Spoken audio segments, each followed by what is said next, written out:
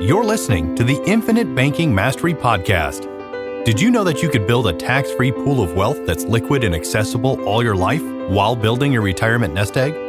Gain full control of your financial future and stop relying on the government and banks. The wealthy have already discovered this wealth-building secret. Now it's your turn to get financially secure without following the conventional wisdom that keeps you in debt to banks. Now here's your host, Valerie LaRocque. Hello, everybody. Welcome back to the Infinite Banking Mastery Podcast. I hope your 2025 is starting off great these last couple of weeks. I was talking to a couple of clients recently and had some really good conversations just about the banking system and how it's really a lot safer to house your savings dollars inside of a life insurance policy, a whole life policy that is. Because let me digress for a moment here, but I also had another conversation recently that reminded me to share again just how many agents are out there saying that they specialize in IBC and then are helping clients with IULs, Index Universal Life Policies. These policies are simply not as safe. They're just not nearly as stable as whole life policies are for the purposes of IBC. They definitely look good in illustrations, and they do oftentimes look better if you're trying to compare a whole life illustration to a universal life illustration. And so that's why I think part of the reason why they feel like that product is a superstar product, because they'll hold it up next to a whole life and say, look how much better it's doing. Look at these rates, make it so much better, and it just has this larger cash value. But they are not good for IBC. And those illustrations can look exciting, but they are, whatever you're looking at is basically guaranteed not to happen. IULs, they don't receive dividends. They may have possible market upswing because they have a 0% floor and then a cap. And those caps can be higher, 9%, 10%, 11%. They were higher even when I started in the insurance industry, but they don't have any dividends paid to them. And the companies can change those cap rates every year. And they do oftentimes. They don't necessarily, even if you get in when the interest rate or the cap rate is at 10, 11, 12%, and you think, hey, that's pretty good, that doesn't mean it's staying that way for the life of your contract. One of the major selling points of that contract is that it has a 0% floor, meaning that if you choose an S&P 500 index, for example, you are going to receive those earnings of that index from whatever it did from the date that you get your contract to the anniversary date, the next year on your anniversary date. They kind of look back and say, what was it on this day last year?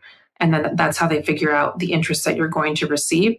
And so you can also get a 0% interest rate. And that's one of the selling points, because they're saying, well, if it goes down 20, 30%, you at least didn't lose anything. You at least just got zero.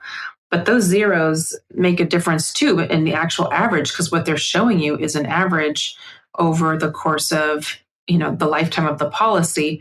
But that's just showing you a continuous average, an average that stays the same every single year, which again is guaranteed not to happen.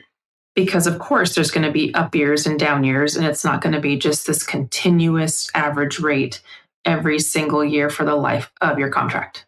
Whereas whole life may not illustrate with this higher rate, which is oftentimes fictional, not likely to happen. It's going to be illustrated at a lower rate, but it also is guaranteed to grow every year and guaranteed to kind of snowball, where those dividends, they come in, they get added into your cash value. And now once you've earned that dividend, it's guaranteed for you. Now you're going to earn that guaranteed rate on top of that dividend that you've earned, and they cannot take away from you. That's your dividend. And every year those dividends are likely to be higher and higher and higher. The loans work differently for Index Universal Life policies as opposed to, or in contrast of, whole life policies as well. Another thing that's important to pay attention to is that in the actual contract, the contract that you are sent after you've chosen what you want to do and you have applied for it and you have been approved for it, and now you have the contract in hand, the contract for universal life policy comes with guarantees inside but it's not a guarantee to protect you. It's a guarantee to protect the company. So rather than having a guarantee that shows how it's guaranteeing your cash value and the growth, it's showing you a guarantee showing, hey, this is the maximum charge that we can charge you. That's what they're promising inside of an index universal life contract is here's the maximum charge that we can charge you. And that maximum goes up as you age as well. They're simply able to increase your cost up to a maximum at any time. And this increase does not include, so that's two different ways actually that your policy can increase in cost. And I actually have had a company have to increase costs. They did not increase it all the way to the maximum, but they did increase it on existing policies. And they had to send out a notification, hey, we are going to increase the rate from here to here. I had a client who was given to me from an agent who left the business. He reached out and he said, what's happening? This is my child's policy. They're saying they're raising the cost. And I said, yeah, I'm sorry, actually. And that's not even the highest amount that they could raise it to. That's not even the maximum because they have a contractual guaranteed maximum that they can raise it to inside of the contract. So, of course, that client was super frustrated and he ended up canceling his child's policy, which was a bummer. And I would have hoped to have helped him in a different way, but he was just really frustrated.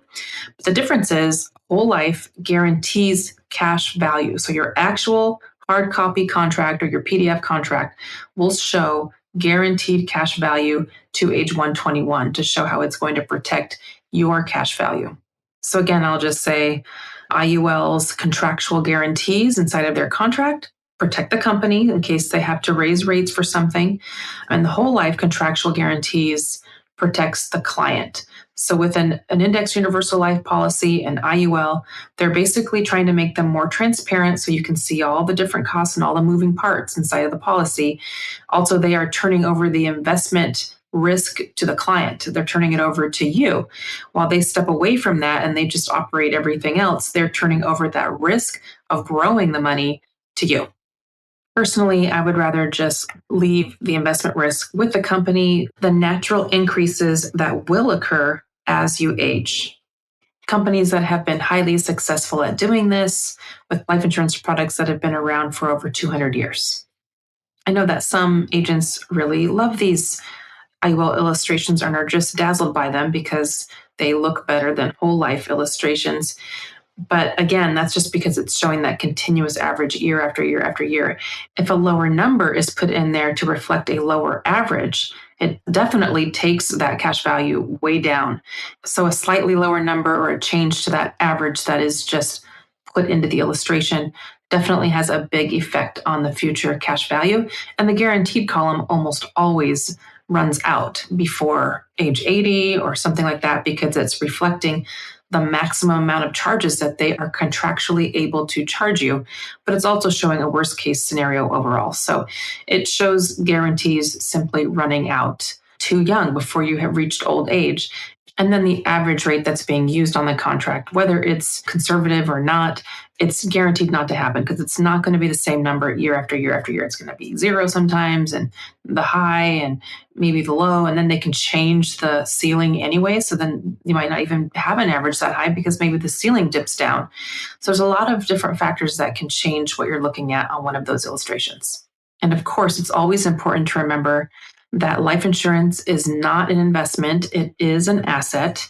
Some people out there, I think, treat it like it's an investment and talk about it like, hey, you can invest it this way or that way, or you're thinking of it like an investment because you're using these policies that you can choose an index in the market, and that makes it feel like it's bringing in investing into the policy. But life insurance is an asset, not an investment. Instead of comparing it to an investment, it makes more sense to compare it to a savings account. And it's going to do so much more as a holding tank than your savings account will. It just has so many more benefits. It has the guaranteed growth. It has the critical, chronic, and terminal illness rider if you were to need to access a portion of the death benefit for one of those three things. It has the waiver of premium rider, where if you get too sick or hurt to work, you can stop paying your premiums and you will still retain your policy. It has, of course, the borrowing capability. While your account is still growing, you can borrow against it and your account continues to grow. I mean, what's better than that? And then you have also the guaranteed low interest rate for all loans for the rest of your life. The list goes on and on. And also there's creditor protection in most states. So when comparing to a savings account, well, it just blows it way out of the water. But when it comes to growing your banking system, once you're already doing this action and you have a policy and now you're trying to start banking with it, it's really about your actions. The growth of it is going to depend on your actions. Are you treating yourself like an honest banker? Are you stealing the peas? Are you putting in excess cash as you pay loans off or debt to outside banks? Are you putting that into premium and to grow your overall system, or are you doing something else with it? It's most dependent on your actions, how successful your banking system will be. Another solid win for having money in a whole life policy as opposed to a bank account for just savings dollars is that if you happen to have $100,000 in your whole life policy versus having $100,000 in your savings account and you pass away, your whole life policy is going to pay your family a much higher death benefit and it's going to be tax-free. But if you pass away with $100,000 in your savings account or in an investment account even, your family will get the amount of the money that's in the account minus any taxes due, not a much, much larger tax-free death benefit. Okay, so I started off talking about how it's a lot safer to house savings dollars inside of a whole life policy rather than a savings account, and I did just rattle off some of those reasons. Another major reason, which I recently talked about, life insurance companies don't fractional reserve bank, which helps our whole economy and nation by not continuing to inflate the money supply. You can be a part of the solution rather than be a part of the problem. Another reason why it's way safer is because there have been over 500 bank failures since the year 2000, whereas life insurance companies are the financial pillars of strength for our nation. One thing that I love about specializing in this strategy is that the majority of my client accounts don't have a care in the world when they see headlines such as why the stock market may sell off even more in January, or the stock market is sending a worrying signal that 2025 is going to be a tough year. Or how about this one? The Dow just had its longest losing streak in decades.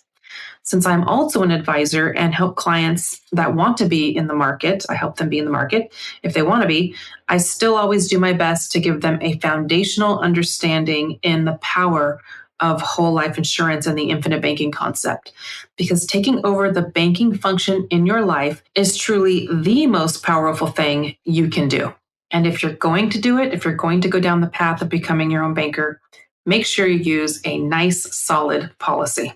So as always, if you're feeling ready to start your own policy for the purposes of infinite banking, or you simply would like a whole life policy, or if you have a question about life insurance in general, or disability insurance, or long-term care insurance, I'd be happy to talk with you. If you'd like to work with me as your advisor, please reach out to me at Valerie@alphaomegawealth.com.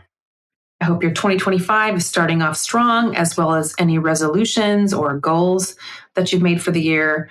You know, I'm not really big on New Year's resolutions and I never make them. But this year, I thought I would try one that seems pretty simple to me. I decided to make my resolution having at least 1 cup of tea every day because I've learned so much about tea and there's so many good ones for so many different things. And it's easy because you're supposed to be drinking all this water anyway. And so I would like to have at least 1 cup of tea every day. Some examples are nettle tea that helps with inflammation and lots of other things, actually. You should look it up. Also, dandelion tea is great for your liver. It's funny, isn't it, that those dandelions we're trying to kill outside of our yards are actually medicinal for us and helpful. Here we are spending all this time trying to kill weeds, and they are meant to bring healing to us. Hibiscus tea is great for the heart, and dandelion leaf tea is great for water retention. So there's just so many great teas. Oh, and mushrooms. We should be eating a variety of mushrooms. Those are also amazing, like lion's mane, which is great for your brain. I'll try to remember to share with you the things that I learned along the way about different teas that can help many different health issues and just help you to be a healthier person. Okay, that's enough about health and goals and drinking tea, and I hope you all have a great week, and I will talk at you next time. Take care.